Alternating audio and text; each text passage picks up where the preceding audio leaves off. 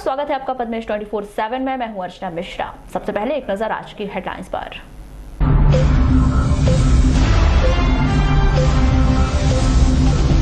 Commissioner Rajesh Bahuguna ने किया गांगुलपारा और सर्राटी जलाशय का निरीक्षण, दिए महत्वपूर्ण दिशा निर्देश।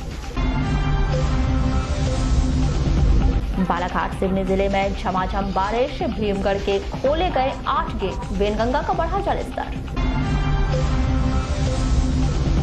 जिले में 406 एनजीओ रजिस्टर्ड, 10% ही कर रहे समाज सेवा के काम। लगातार हो रही बारिश से धान की फसल प्रभावित, किसानों के माथे पर छाई चिंता। प्रभारी मंत्री के निर्देश के 8 दिन बाद भी कुम्हारी बाढ़ पीड़ितों को नहीं मिला मुआवजा। 2 लैब टेक्नीशियन के भरोसे चल रही जिला चिकित्सालय की पैथोलॉजी, प्रतिदिन लिए जाते हैं 200 से अधिक सैंपल। डिप्लोमा इंजीनियर एसोसिएशन की पहल, बाढ़ पीड़ितों को 5 लाख की मदद। और जिले भर के मंदिरों और पंडालों में विराजी मां दुर्गा, आराधना में जुटे भक्त। और अब खबरें विस्तार से। नवरात्र पर्व देवी मां की उपासना का पर्व है। 9 दिनों तक चलने वाले पर्व में प्रत्येक दिन देवी के विशेष स्वरूप की उपासना होती है। नवरात्र के पहले दिन कलश स्थापना के साथ ही दुर्गा सप्तशती एवं गीता का भी पाठ किया जाता है। नवरात्र के पहले दिन माता के स्वरूप शैलपुत्री की पूजा होती है। जिले भर में नवरात्र के प्रथम दिन मां शैलपुत्री की पूजा अर्चना की गई।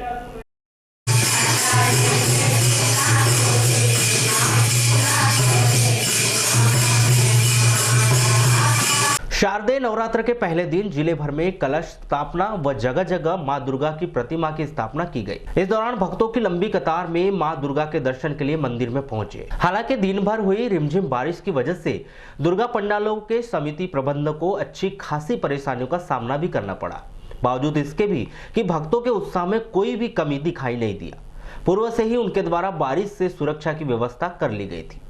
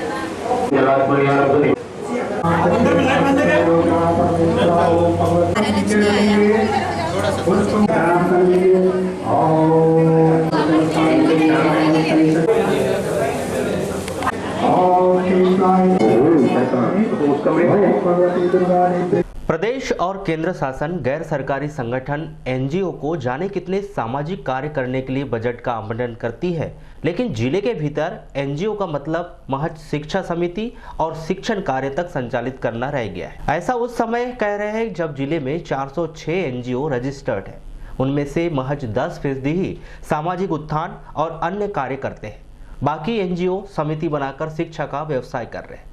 बावजूद उसके भी शासन इन एनजीओ को प्रति वर्ष लाखों रुपए की रेवड़ियां बांटने में कंजूसी नहीं कर रहा है। बीते वर्ष तक जन अभियान परिषद के माध्यम से एनजीओ का रजिस्ट्रेशन होता था, लेकिन कुछ महीने पूर्व से ही अब यह रजिस्ट्रेशन ऑनलाइन किया जाने लगा है, जिस कारण अब इन एनजीओ को कितना भुगतान हुआ, उन्होंने पैसा कैसे खर्च किया, यह सब कुछ जबलपुर स्तर से मॉनिटरिंग की जाती है। इसलिए बालाघाट स्तर पर कोई भी इस विषय पर सटीक जानकारी देने से बचता हुआ दिखाई देता। आपको बता दें कि महज 3100 और 5100 रुपए में एनजीओ का पंजीयन करवा के समिति बना दी जाती है और उसके बाद शिक्षण कार्य शुरू करवा दिया जाता है। शायद शिक्षण कार्य के नाम पर एनजीओ राशि मिलने में परेशानी नहीं होती। यही कारण है कि आज जिले के भीतर एनजीओ के नाम पर शिक्षा का व्यवसाय तेजी से बढ़ रहा है, ना कि समाज सेवा करने में एनजीओ रुचि दिखा रहे हैं। राजस्व विभाग में वर्षों से खाली पड़े पदों को भरने के लिए राजस्व अधिकारी बीते दिनों से लगातार मध्य प्रदेश शासन से गुहार लगा रहे हैं। इसी कड़ी में उन्होंने परसवाड़ा विधायक रामकिशोर कावरे को ज्ञापन सौंपकर अपनी परेशानी बताई। बालाघाट तहसीलदार रामबापू देवांगन ने बताया कि लंबे समय से विभाग में कंप्यूटर ऑपरेटर, सहायक ग्रेड 3 सहित अन्य तरह के पद खाली पड़े हुए हैं, जिसके अभाव में लगातार बेहतर काम करना राजस्व अधिकारियों के लिए परेशानियों का कारण बनते जा रहा है। जैसे कि आप सभी जानते हैं कि प्रदेश जो हमारा संघ है उसके आह्वान में प्रत्येक जिले में कलेक्टर महोदय को ज्ञापन दिया जा चुका है। हमारी कुछ मांगे हैं, जिसमें सबसे जो महत्वपूर्ण मांग है कि तहसीलदारों को लगभग 350 पद रिक्त हैं और 200 पद डिप्टी कलेक्टर से रिक्त हैं, तो उसमें तत्काल पदोन्नति की जाए ताकि तहसीलदारों की जो संख्या है कम हो रही है, कार्य प्रभावित हो रहे हैं, वो पूरी हो सके। और दूसरी जो महत्वपूर्ण मांग है कि सभी तहसील कार्यालयों में स्टाफ की भारी कमी है, ऑपरेटर नहीं है, बाबू नहीं है और इवन बजट की भी कमी है। इस बारे में शासन का ध्यान हम लोग आकर्षित कराना चाहते हैं। तो प्रत्येक जिले में पूरे मध्य प्रदेश स्तर पर कलेक्टर महोदय के साथ साथ माननीय विधायकों को, विधायक महोदय को भी हम लोग ज्ञापन दे रहे हैं ताकि हमारी बात सदन के माध्यम से भी सरकार तक पहुँच सके। विपक्ष में बैठे परसवाड़ा विधायक रामकिशोर कावरे ने राजस्व अधिकारी की मांग को जल्द ही प्रदेश शासन के समक्ष रखने की बात कही। आज मध्य प्रदेश राजस्व अधिकारी संघ के हमारे अधिकारी यहाँ पर आए थे, उन्होंने ज्ञापन दिया है और 3 सूत्री मांगों को उन्होंने मेरे समक्ष ज्ञापन दिया है कि माननीय मुख्यमंत्री जी से इस बात को रखें और जो उनको समस्या आ रही है उस समस्या का समाधान करने में अपना योगदान, हमें सहयोग प्रदान करें, ऐसी वो अपेक्षा जाहिर की है।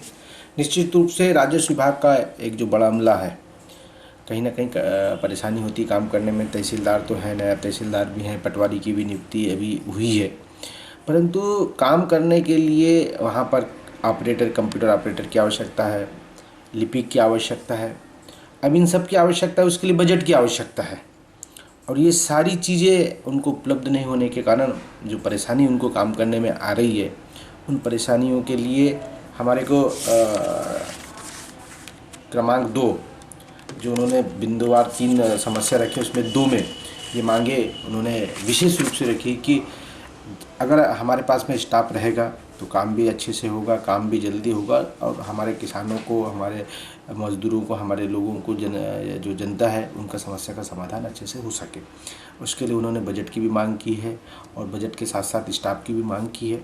निश्चित रूप से मैं भी चाहता हूं कि सरकार इनको बजट दे, सरकार इनको व्यवस्था दे और व्यवस्था देंगे कि तो जनता जनार्दन का भला भी होगा। आपको बता दें कि बीते वर्षों से लगातार राजस्व विभाग ने सेवानिवृत्त हो रहे कर्मचारी अधिकारियों के स्थान पर नई भर्ती नहीं की जा रही है, जिस कारण अधिकारियों के पद खाली पड़े हैं। दूसरे ओर काम का बोझा लगातार बढ़ता जा रहा है। इस कारण राजस्व अधिकारियों को बेहतर तरीके से काम करने में परेशानी हो रही है। इसी बात की मांग को लेकर प्रदेश शासन से वे लगातार गुहार लगा रहे हैं। जिले में लगातार हो रही भारी बारिश के कारण किसानों के माथे पर चिंता के बादल साफ दिखाई दे रहे हैं। किसान भी मानने लगे हैं कि लगातार बारिश से हल्की फसल का उत्पादन लगभग प्रभावित होना तय हो चुका है। दूसरी ओर उड़द की फसल की बोनी में लगातार देरी हो रही है। अभी तो क्या है, फसलों में भी नुकसान है, पानी में वो आने से बीमारियां आ रही है, फंगस आ रहे हैं, माहू आ रही है, ये सब बीमारियां तैयार हो रही मौसम के हिसाब से। अब इसके बाद में पानी नहीं आए तो अच्छा है। इसमें क्या उत्पादन क्षमता कम हो जाएगी? क्या क्षमता क्या है, अब ये बड़े बुजुर्गों की कहावत है कि मतलब पानी का फसलों की फूल झड़ता है तो फसल कम होता है, बदरा होता है, ऐसा है कि तो पानी नहीं आना चाहिए। पानी नहीं आना चाहिए। अब अभी भजन धान की तो अब मोटर पंप वाले हैं, अपन लोग तो यहाँ पे मोटर पंप से पका ही लेंगे। अभी हल्की धान है, महामाया 1010 है, ये तो धान मतलब निकल गई है। पानी आता है और कोई फसलें जैसे पानी में गिर जाती है नीचे, वो नुकसान है और फिर वो दोबारा उसमें फिर उसमें पानी में नुकसान होगा, उसमें बदरा हो जाएगा, पानी में डूबी रहेंगी धान।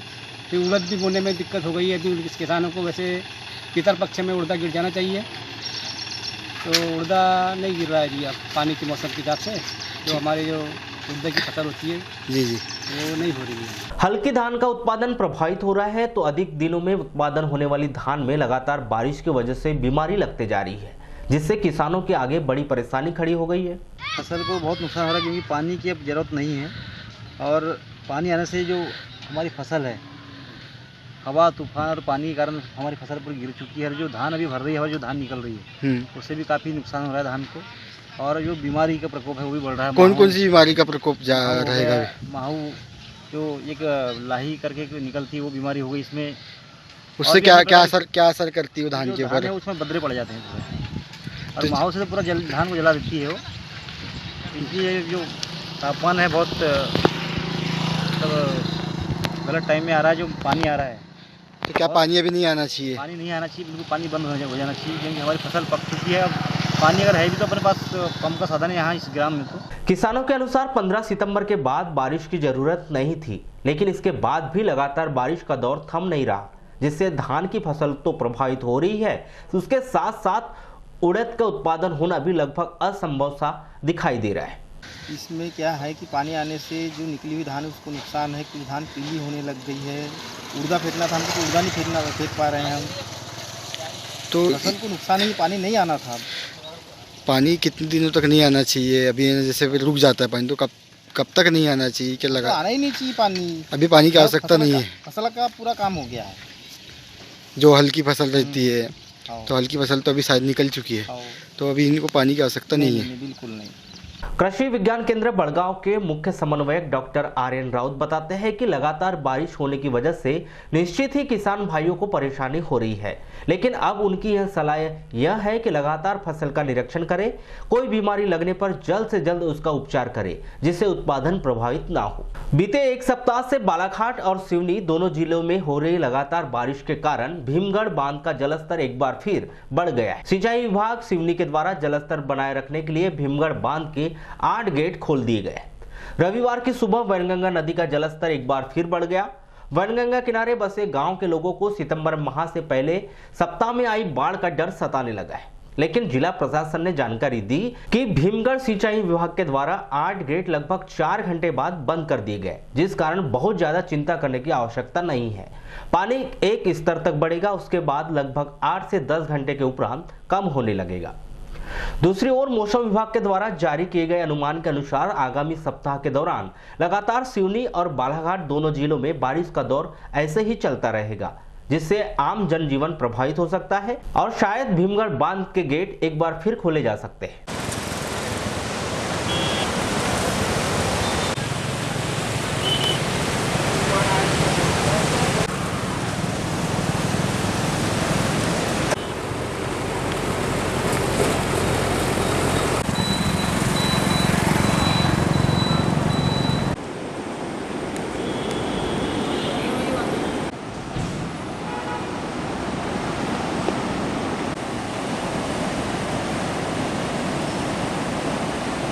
जिला मुख्यालय से सटे ग्राम कुमारी में कुछ दिनों पूर्व आई बाढ़ से प्रभावित लोगों को अब तक प्रशासन की ओर से मुआवजा नहीं दिया गया है।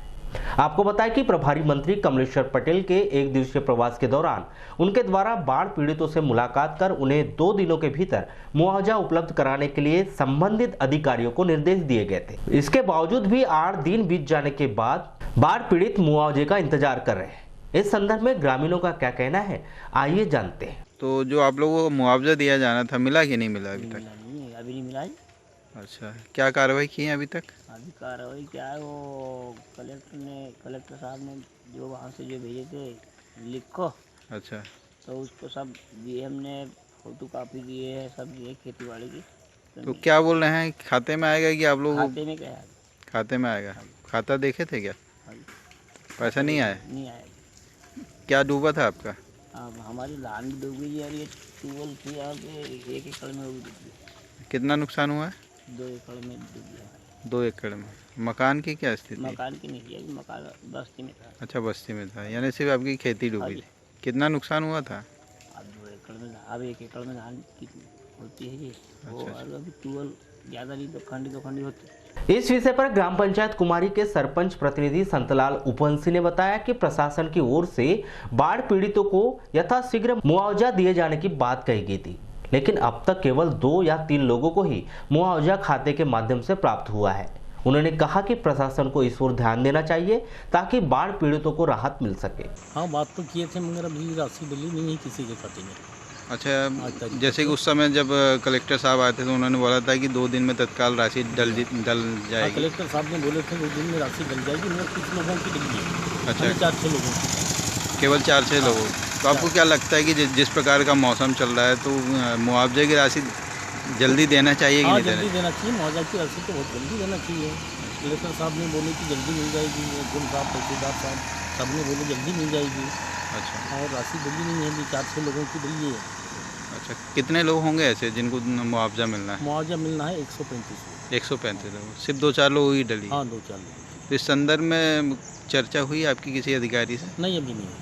प्रशासनिक सख्ती के बाद जिला अस्पताल की व्यवस्थाओं में काफी सुधार देखा जा रहा है, लेकिन जिला अस्पताल की पैथोलॉजी लैब वर्तमान में 2 लैब टेक्नीशियन के भरोसे चल रही है, जिसके कारण उन्हें काफी दिक्कतों का सामना करना पड़ रहा है। आपको बताएं कि जिला अस्पताल की पैथोलॉजी लैब के माध्यम से रोजाना 200 से अधिक सैंपल की रिपोर्ट तैयार की जाती है, लेकिन लैब टेक्नीशियन की कमी के कारण लैब में काम करने वाले लैब टेक्नीशियन को काफी दिक्कतों का सामना करना पड़ रहा है।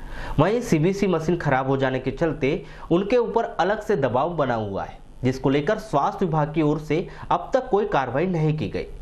वहीं इस मामले में पैथोलॉजिस्ट डॉक्टर SK वर्मा ने दूरभाष पर चर्चा के दौरान बताया कि पैथोलॉजी लैब में 2 लैब टेक्नीशियन पदस्थ सैंपल के लिए और एक अन्य कर्मचारी की मदद ली जा रही है। कर्मचारियों की नियुक्ति भोपाल स्तर से होती है और उसका वर्तमान में कोई विकल्प नहीं है। रोटरी टाइगर्स एवं लेडीज इनर व्हील क्लब के संयुक्त तत्वाधान में गरबा वर्कशॉप का आयोजन गुजराती समाजवाड़ी में चेतन टॉक द्वारा किया गया। आपको बता दें कि 3, 4 और 5 अक्टूबर को पद्मेश 24/7 पर रोटरी टाइगर्स का सीधा प्रसारण किया जाएगा। रोटरी टाइगर्स एवं लेडीज इन व्हील क्लब के संयुक्त तत्वाधान में गरबा वर्कशॉप का आयोजन गुजराती समाजवाड़ी में चेतन टॉक द्वारा किया गया। शहर के सभी वर्गों, सभी समाज से बड़ी संख्या में लड़कियों एवं महिलाओं ने इसमें भाग लिया। इस वर्ष rotary club of Balaghat tigers ने तुर्कर भवन में आयोजित होने वाले गरबा उत्सव के लिए व्यापक तैयारियां की हैं, जो बालाघाट के लिए एक नई पहचान बनेगी। इतनी बारिश में भी गरबा के लिए उत्साह में कोई कमी नहीं देखी जा रही है। रोटरी क्लब के अध्यक्ष प्रजेश बिसेन ने सभी गरबा प्रेमियों को बारिश के बावजूद भी निराश न होने की बात कही, क्योंकि उनके लिए बारिश से बचने के लिए पूरे इंतजाम कर लिए गए हैं। इस वर्ष गरबे का मुख्य आकर्षण लाइव बैंड एवं इंडियन आइडल फेम शालीन राज होंगी।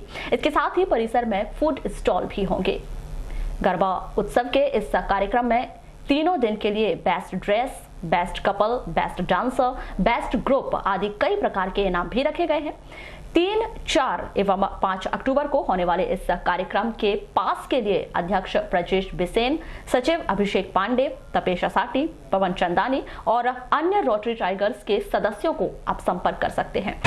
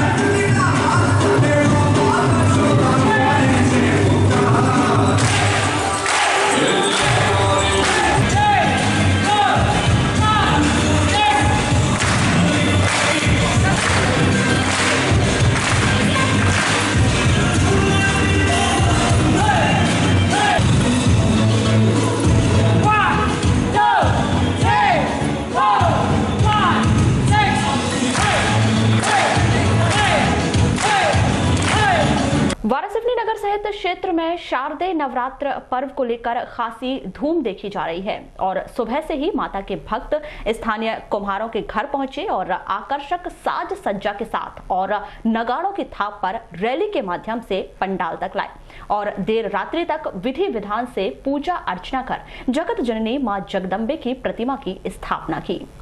इस दौरान नगर से ग्रामीण अंचलों में दुर्गा पंडालों के लिए भी माताजी की आकर्षक प्रतिमा सुसज्जित होकर वाहनों से रवाना हुई। नगर में लगभग 1 दर्जन दुर्गा पंडालों में मां भगवती की आराधना का पर्व प्रारंभ हो गया है।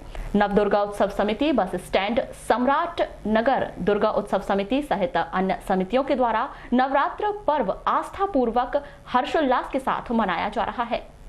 साथ ही पर्व के दौरान विविध सांस्कृतिक कार्यक्रम भी आयोजित किए जाएंगे।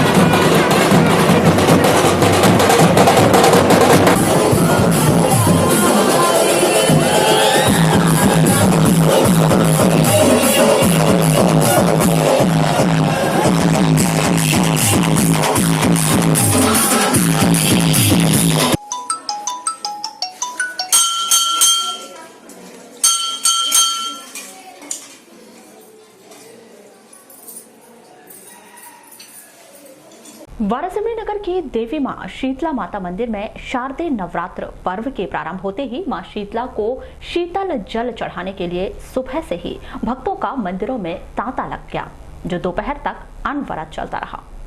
इस दौरान भक्तों के द्वारा तांबे के लोटे में जल व अपने मंशानुसार चढ़ावा लेकर नगर की देवी मां शीतला के दरबार पहुंचे और मां शीतला का जल अभिषेक कर आशीर्वाद प्राप्त किया।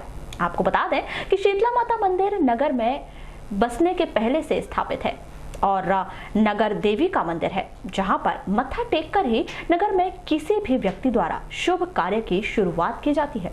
इस दौरान बड़ी संख्या में भक्तजनों ने पहुंचकर नगर देवी का आशीर्वाद ग्रहण किया।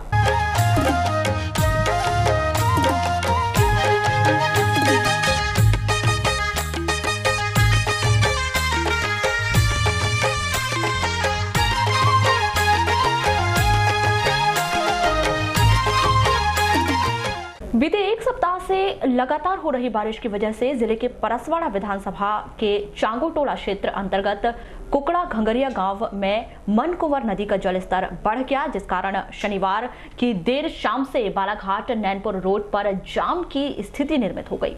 इस कारण रविवार की देर शाम तक सड़क के दोनों ओर जाम लगा रहा और लोग परेशान होते रहे। पुल के ऊपर पानी होने के कारण कोई व्यक्ति पुल को पार ना करे, इसीलिए चांगोटोला पुलिस लगातार राहगीरों को पुल से दूर करते रही।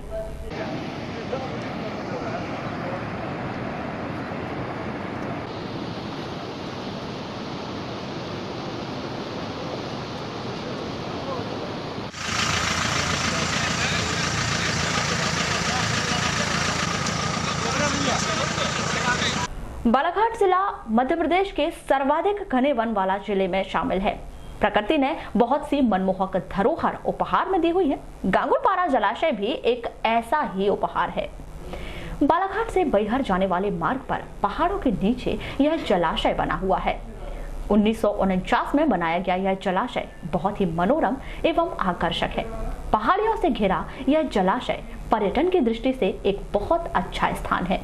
29 सितंबर 2019 को जबलपुर संभाग के कमिश्नर राजेश बहुगुणा जिला प्रशासन के साथ गांगुलपारा जलाशय में मत्स्य पालन का कार्य देखने पहुंचे थे। उप संचालक मत्स्य उद्योग शशि प्रभा धुर्वे ने बताया कि प्राथमिक मछुआ सहकारी समिति सुरवाही द्वारा इस जलाशय में मत्स्य पालन का कार्य किया जा रहा है। इस समिति को अनुदान में फंगेशियस प्रजाति की मछली पालन के लिए केज दिए गए हैं। इससे इस समिति को हर वर्ष 30 से 35 लाख रुपए की आय होगी। कमिश्नर श्री बहुगुणा ने गांगुलपारा के इस स्थल को पर्यटक स्थल के रूप में विकसित करने और यहां पर नौकायन की सुविधा भी उपलब्ध कराने के निर्देश दिए हैं।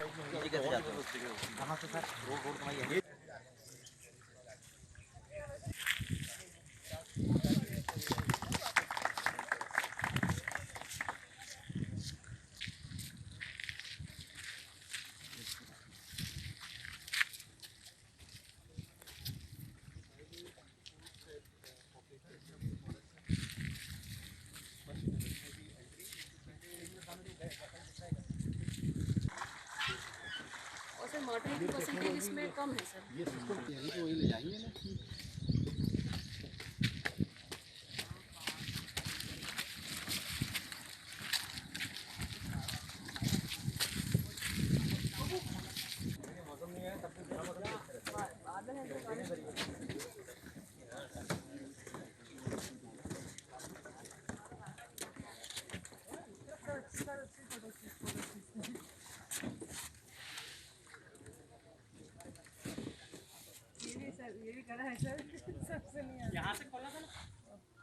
Madhya Pradesh diploma engineer association जिला समिति बालाघाट मध्य प्रदेश शासन मुख्यमंत्री कमलनाथ को 5 लाख रुपए बाढ़ पीड़ितों की मदद के लिए देंगे। रविवार को शहर के जय स्तंभ स्थित यांत्रिकी भवन में Madhya Pradesh diploma engineer association की एक बैठक आहूत की गई, जिसमें यह निर्णय लिया गया कि बाढ़ पीड़ितों की मदद के लिए एसोसिएशन मध्य प्रदेश शासन को 5 लाख रुपए का चेक अपनी ओर से देगा। शासन अपनी सुविधानुसार उसे बाढ़ पीड़ितों में वितरित कर देगी। अभी प्रदेश में विगत दिवस काफ़ी बाढ़ आई हुई है। अति वर्षा के कारण काफ़ी लोगों को क्षति पहुंची, बहुत से लोगों के मकान गिर गए, बहुत से लोगों की जान मान की हानि हुई है। तो इस परिप्रेक्ष्य में हमारे संगठन एक सामाजिक कार्य भी करता है। तो संगठन की तरफ से निर्णय लिया है कि मुख्यमंत्री कमलनाथ जी को हम 5 लाख रुपए बाढ़ राहत में Madhya Pradesh diploma engineer association की ओर से देंगे। और भी लोगों से हमने निवेदन किया है, जो भी सामाजिक संस्था है उनसे भी निवेदन किया है कि वो भी इस आपत्ति पर, इस विपत्ति पर, मध्य प्रदेश पर जो विपत्ति आई बाढ़ की, इसमें सहयोग करें। ऐसा हमने सभी से निवेदन किया है। सर, अपने जिले की अगर बात करें, जिले में अच्छा कितना चंदा लेके जा रहे हैं आप लोग? अभी पूरे प्रदेश की तरफ से हमने 5 लाख रुपए देने की घोषणा की है, लेकिन जैसा लोगों में उत्साह है, जैसा हमारे सदस्यों में उत्साह है, उस हिसाब से लग रहा है कि ये 10 लाख तक भी राशि पहुंच सकती है। क्या संदेश देना चाहेंगे अन्य कर्मचारियों के लिए आप? हम तो चाहते हैं कि और भी दूसरे जो कर्मचारी संगठन हैं और भी सामाजिक संस्थाएं हैं, वो भी प्रदेश के मुखिया को इस काम में, पुनीत काम में लोगों की सहायता के लिए, बाढ़ से जो पीड़ित है उन सहायता के लिए उनके सहयोग करें और अधिक से अधिक धनराशि उनके सहयोग के लिए प्रदान करें। नया राम मंदिर महावीर सेवा दल समिति द्वारा दशहरा चल समारोह के पूरे कार्यक्रम की रूपरेखा के लिए जानकारी दी गई। महावीर सेवा दल समिति के सदस्यों ने बताया कि दशहरा चल समारोह में अमन भल्ला हनुमान जी का चोला धारण करेंगे। आगामी 2020 के लिए चोला धारण समिति के सदस्य शिवम सचदेवा द्वारा किया जाएगा।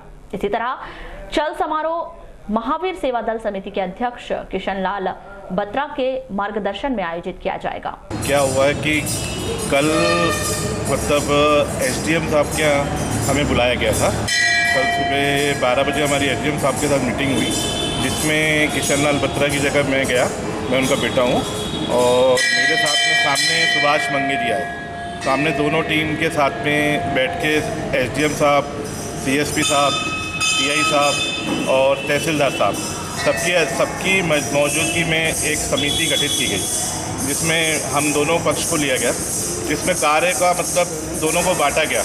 कार्य बांटा गया कि आपको ये काम करना है, आपको वो काम करना है। तो हमारी सहमति से ही अमन भल्ला को हनुमान जी का चोला धारण करने की परमिशन दी गई। उसके उपरांत बाकी जो भी कार्य हैं, जैसे दशहरे में जुलूस है, रावण व्यवस्था है, ग्राउंड व्यवस्था है, चल समारोह में जिस भी प्रकार की जो भी चीज़ें लगना है, वो सब हमारी समिति द्वारा हमें ही करना है। ये वहाँ से मतलब लिखित में पूरा पास किया गया और सबकी सहमति से काम किया गया। महावीर सेवा दल समिति के पूर्व अध्यक्ष सुभाष मंगे बताते हैं कि दशहरा चल समारोह एक साथ एकजुट होकर सबको मनाना है। यह शहरी नहीं, पूरे जिले के लोगों का त्योहार है। खुशी खुशी मनाए, यही उनकी सभी से अपेक्षा है। कुछ नहीं है, एसडीएम साहब, तहसीलदार महोदय, एसडीएम महोदय, सीएसपी साहब, टीआई साहब और सभी मिलजुल के बैठे थे और उनके द्वारा ये निर्देशित किया गया कि जो भी उत्सव है, दशहरा उत्सव है, वो सब मिलजुल के मनाना है और उसी हिसाब से रूपरेखा बन के मिलजुल के मनाना है हर्षोल्लास के साथ में। बस सर, उनका कहना है कि हमें चल समारोह का देखो, सब दशहरे में सभी मिक्स होता है, कुल मिला के हंसी खुशी हर्षोल्लास के साथ मिलजुल के मनाना है, यही है उसमें। बाकी आप राजी हैं इसमें? नहीं, सभी के लिए है वो, तो इसमें राजी होना नाराज होने का प्रश्न ही नहीं है। ये तो सबके लिए है, उल्लास है तो जलसा है, दशहरा उत्सव है तो हर्षोल्लास से मनाना है। वाराणसी में 8 अक्टूबर को दशहरा पर्व मनाने को लेकर समिति एवं नगर वासियों के द्वारा जोर शोर से तैयारी की जा रही है। दशहरा पर्व के अवसर पर चल समारोह एवं रावण दहन को ऐतिहासिक रूप देने के लिए समिति अध्यक्ष खनिज साधन मंत्री प्रदीप जायसवाल और उनके समिति के साथ साथ नगर में गणमान्य नागरिक एवं सर्व समाज के द्वारा हर संभव प्रयास किए जा रहे हैं। इसी कड़ी में नगर में स्थित निजी स्कूल में मुस्लिम समाज की बैठक का आयोजन किया गया, जिसमें कौमी एकता और आपसी सौहार्द का संदेश देने के लिए आगामी 8 अक्टूबर को दशहरा पर्व पर निकलने वाले चल समारोह में शामिल होने और चल समारोह का इस्तकबाल किए जाने के लिए विचार विमर्श किया गया।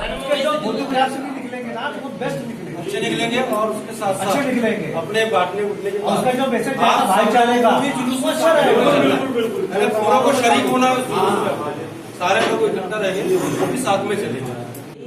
और संजय कासल की जो बंद दुकान है ना, उसके सामने आपको पूरी जगह मिल जाएगी और वहाँ आपका कार्यक्रम व्यवस्थित हो जाएगा। जिला मुख्यालय से 5 किलोमीटर दूर भरवेली पंचायत के वार्ड नंबर 13 में स्थित बौद्ध विहार में वर्षावास के उपलक्ष्य में महापवित्रण पाठ का आयोजन किया गया। इस दौरान नागपुर से पधारे भंते द्वारा भगवान गौतम बुद्ध के उपदेश और जीवन पर प्रकाश डाला गया, जिसमें समिति के समस्त पदाधिकारियों और बौद्ध उपासक उपासिका उपस्थित रहे। आयतनों से प्रत्यक्ष वर्ष और प्रत्यक्ष वर्ष मैं किसे बताऊं, ये धर्म कल्याणकारी धर्म है, मगर ये कल्याणकारी धर्म समझना भी तो आवश्यक है। तब उन्होंने उदकराम पुत्र तथा आला काला इन पर नजर अष्टशील वाले शील ना बोले, पंचशील वाले शील बोले, वो का संबंध मी बनते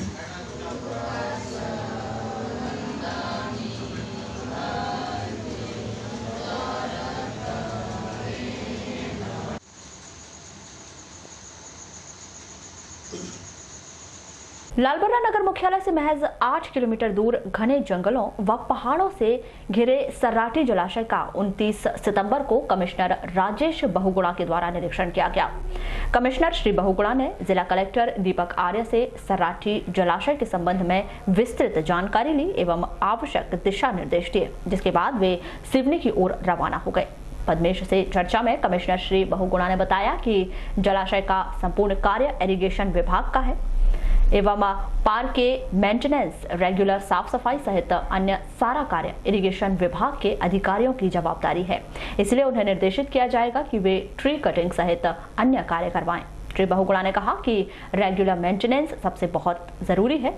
यदि रेगुलर मेंटेनेंस हो रहा है तो करवाए गए कार्य की लाइफ बनी रहती है। इसमें चूंकि ये इरिगेशन डिपार्टमेंट का है तो वाटर रिसोर्स डिपार्टमेंट को कहेंगे कि इसको जो पार का जो मेंटेनेंस है, तालाब का मेंटेनेंस की जिम्मेदारी उन्हीं की है, एनुअल मेंटेनेंस उनको करना चाहिए, उनको निर्देशित किया जाएगा। सिंचाई के माध्यम नहीं जरूर है और उसके लिए सबसे जरूरी चीज़ है कि मेंटेनेंस जो रेगुलर मेंटेनेंस है वो अगर रहेगा तो उसकी लाइफ हमेशा बनी रहती है। बहुत अच्छा जगह है। मैं ये कहूँगा कि जगह तो बहुत अच्छी है लेकिन मुख्य मार्ग से काफ़ी अंदर है, तो ये थोड़ी दिक्कत की बात होती है जब आप मुख्य मार्ग से थोड़ा सा अंदर होते हैं। लेकिन लोकल जो स्थानीय टूरिज्म है उसमें उसका जो पोटेंशियल है कि वहाँ के कितने लोग यहाँ पर नियमित आ सकते हैं और कैसे आएँ, ठीक है। अब इसको तो एक्सप्लोर करना पड़ेगा कि क्या इसमें कितना पोटेंशियल है। जगह बहुत अच्छी है जी, लेकिन पर्यटन के एंगल से इसको एक्सप्लोर किया जा सकता है कि नहीं किया जा सकता है, इसको विचार करना पड़ेगा जी।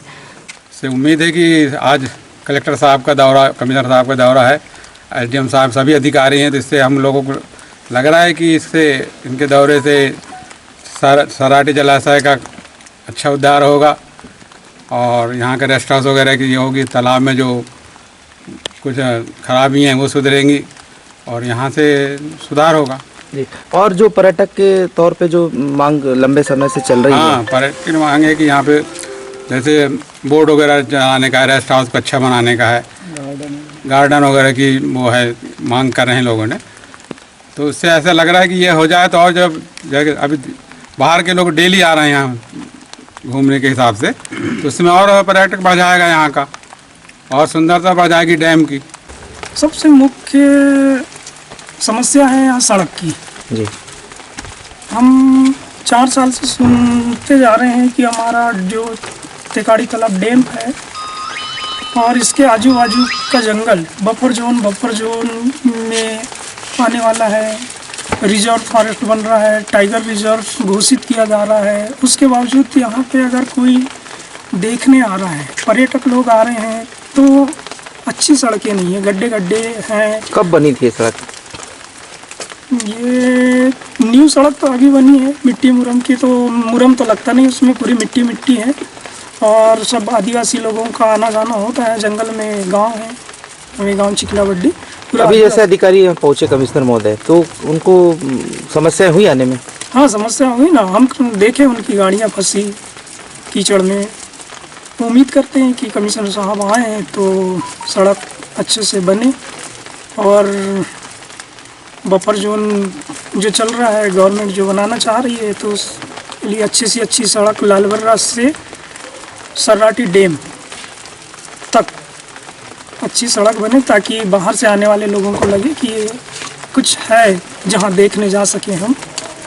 उपयंत्री महोदय क्यों नहीं आ पाए कमिश्नर साहब का दौरे? उन्होंने मेरे को फ़ोन करके बताए थे कि आप चले जाना करके, अब वो क्यों नहीं आए ये उनका।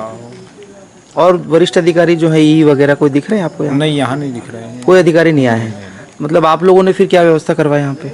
अपने साफ सफाई करवाए हैं और खाने की व्यवस्था उन्हीं की तरफ से है, जो कलेक्टर महोदय आए हैं उनके। जो उपयंत्री कौन है अभी यहाँ पे? M.K. लुथरा, उन्हीं के अंडर में है। हाँ।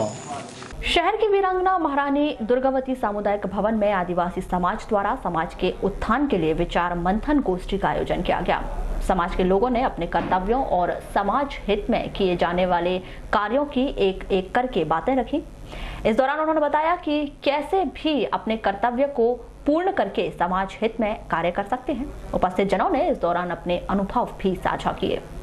तो इसमें मैंने 4 सेक्टर बनाए थे सर, जिसमें रामबाग, शमनापुर। मैं सर होम्योपैथिक चिकित्सक हूँ, तो मैंने अपने समाज में भी शिविर लगाने का प्रयास किया है और उनको स्वस्थ रहने के भी मैंने उनको गुण दिखाए और बताए थे और मैंने दवाइयाँ भी उनको उपलब्ध कराई। जो बेसहारा परिवार है उनके लिए भी मैंने रोटी कपड़ा। आज जो कार्यक्रम किया जा रहा है वो है सर्व आदिवासी समाज बालाघाट के तत्वाधान में किया जा रहा है और जो कार्यक्रम का जो मुख्य उद्देश्य है वो है सामाजिक एकीकरण को लेकर के। बालाघाट जिले के तमाम जितने सामाजिक संगठन जो जातिगत संगठन जो बालाघाट जिले में कार्यरत है, ये सभी सामाजिक संगठन के लोगों को आज इस सामाजिक एकीकरण 1 दिवसीय चिंतन कार्यशाला में सभी को आमंत्रित किया गया है। और आज के इस मुख्य उद्देश्य यही है कि जितने सामाजिक संगठन और जितने जातिगत संगठन आदिवासी समाज में बटे हुए हैं, सभी सामाजिक संगठनों का सामाजिक एकीकरण कर आदिवासी महासंघ बनाने का आज यह काम किया जाएगा। शहर के वारासिवनी रोड पर वन विभाग के दक्षिण वन मंडल सामान्य कार्यालय परिसर के भीतर स्थित कालीपाठ मंदिर की बड़ी ही अद्भुत और निराली कहानी है। वैसे तो इसके इतिहास के बारे में हर कोई यही बताता है कि उन्होंने यह कहानी किसी और की जुबानी सुनी थी। 1975 से मंदिर की सेवा कर रहे पुजारी श्री राम गणेश शुक्ला भी यही बताते हैं। पुराने बालाघाट का यह चारागाह हुआ करता था। इस दौरान किसी चरवाहे को यह प्रतिमा दिखाई दी थी। आस्था से जुड़ती गई। फिर क्या था, धीरे धीरे ही सभी लोगों ने यहाँ आना शुरू कर दिया। 1985 में वन विभाग ने इस स्थान पर अपने कार्यालय स्थापित किया, लेकिन आस्था के प्रतीक कालीपाठ मंदिर के लिए अलग से स्थान छोड़ दिया। जब 1970 में आया था यहाँ, तो यहाँ इतना भयानक जंगल, इरोनी का झाड़, घास फूल, ये पानी बहते रहता था। 3 फॉरेस्ट ऑफिस थी, SP साहब का बंगला था, इन्हीं के पीछे माता जी वो थी। तो हमारी खुद की ऐसी श्रद्धा विश्वास ऐसी लगन लगी कि हम और वो पंडा बाबा मिलके दोनों जन ने मतलब इसको धीरे धीरे गड्ढा पाटना, वो करना, मिट्टी डालना, एक कलश जला लेना, बैठे रहना, और यही काम हम लोगों का था। इस वर्ष नवरात्रा में। तेल कलश जो है हमारे 651 है और घी कलश हैं 231 हैं। और अन्य जो और कलश जो हैं तो वो 5-10 वो अलग हैं, अरेस्टा जो जलते हैं। तो ऐसा कुल मिला के 900 कुछ कलश यहाँ प्रज्वलित किए गए हैं होंगे। उसके साथ में जवारा और हवन पूजन तो डेली चलता है, भजन मंडलियाँ, अखंड रामायण और 7 तारीख को हवन पूजन का कार्यक्रम और महाविशाल भंडारा हो जाता है। वक्त के साथ साथ कालीपाठ मंदिर में रोजाना दर्शन के लिए आने वाले भक्तों की संख्या में दिन प्रतिदिन बढ़ोतरी होती रही।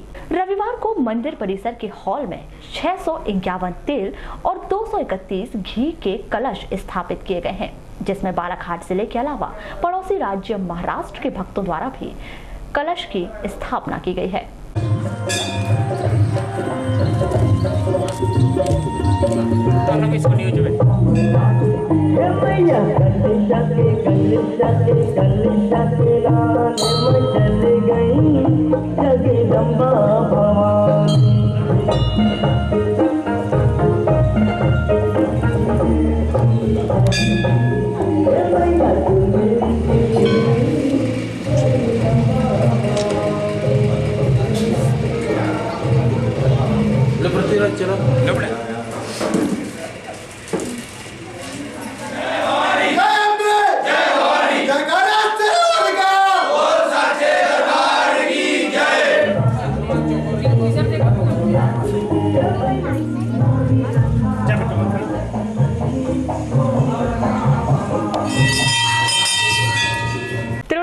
अंतर्गत जामरापानी नदी के किनारे एक व्यक्ति की लाश बरामद हुई, जिसकी शिनाख्त अजय पुनाराम मेश्राम उम्र 30 वर्ष निवासी तिरोड़े के रूप में की गई है। प्राप्त जानकारी के अनुसार अजय चिखला माइंस में काम करता है। 29 सितंबर को नदी किनारे एक व्यक्ति का शव देखा गया। इसकी पहचान अजय के रूप में की गई। उसकी मृत्यु का कारण परिजनों द्वारा अज्ञात बताया गया। बीते 2 दिनों से वह लापता था। पुलिस द्वारा मामले की जांच शुरू कर दी गई। शेर पर सवार होकर आई मां भवानी, बोलो दुर्गा मैया की जय सहित अन्य नारों, जस व देवी गीतों से क्षेत्र के कोने कोने में धूम मचाते हुए श्रद्धालुओं ने कुम्हारों के घर से मां दुर्गा जी की मूर्तियां खरीदी और बैंड बाजे के साथ ले जाकर चौक चौराहों पर प्रतिमा स्थापित की। लालबर्रा नगर मुख्यालय सहित ग्रामीण अंचलों में 29 सितंबर को शुभ मुहूर्त में माता रानी की स्थापना व विभिन्न देवी देवताओं के मंदिरों में मनोकामना ज्योति कलशों की स्थापना व जवारे बोए गए। आपको बता दें कि गांव-गांव से ग्रामीणों ने मुख्यालय पहुंचकर मां दुर्गा की आकर्षक व मनोहर प्रतिमाओं को खरीदकर ट्रैक्टर, पिकअप सहित अन्य वाहनों की व्यवस्था कर मूर्तियां पंडालों तक पहुंचाई।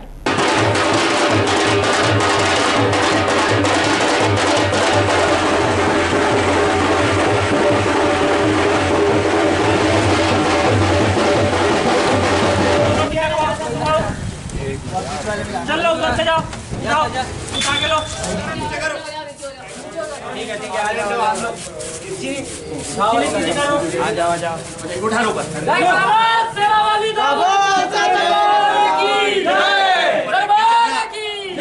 अंतर्गत गंज परिसरे देव ब्राह्मण सन्निधौ परिधाविनाशं मासानमत्मे मासे परवयामि अहिरियो भोगे प्रजेति बाहुज्याया हे दिन परिवादमानि भरवेली थाना क्षेत्र के अंतर्गत एक नाबालिग से गांव के ही एक युवक ने दुराचार की घटना को अंजाम दिया। प्राप्त जानकारी के अनुसार आरोपी द्वारा इससे लगातार दुराचार की घटना को अंजाम दिया गया था, जिस कारण वह गर्भवती हो गई थी। पुलिस द्वारा पीड़िता की शिकायत पर आरोपी योगेश भोंडेकर के विरुद्ध मामला कायम कर विवेचना शुरू कर दी गई। बुलेटिन के अंत में एक बार फिर नजर डालते हैं आज की हेडलाइंस पर।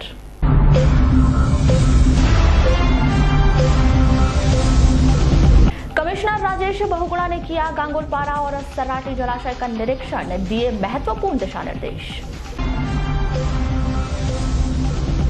बालाघाट सिवनी जिले में झमाझम बारिश, भीमगढ़ के खोले गए 8 गेट, वेनगंगा का बढ़ा जलस्तर। जिले में 406 एनजीओ रजिस्टर्ड, 10% ही कर रहे समाज सेवा के काम। लगातार हो रही बारिश से धान की फसल प्रभावित, किसानों के माथे पर छाई चिंता। प्रभारी मंत्री के निर्देश के 8 दिन बाद भी कुम्हारी बाढ़ पीड़ितों को नहीं मिला मुआवजा। 2 लैब टेक्नीशियन के भरोसे चल रही जिला चिकित्सालय की पैथोलॉजी, प्रतिदिन लिए जाते हैं 200 से अधिक सैंपल। डिप्लोमा इंजीनियर एसोसिएशन की पहल, बाढ़ पीड़ितों को 5 लाख की मदद। और जिले भर के मंदिरों और पंडालों में विराजी मां दुर्गा, आराधना में जुटे भक्त। तो ये थी अभी तक की खास खबरें। अगले न्यूज बुलेटिन के साथ फिर मुलाकात होगी, तब तक के लिए नमस्कार।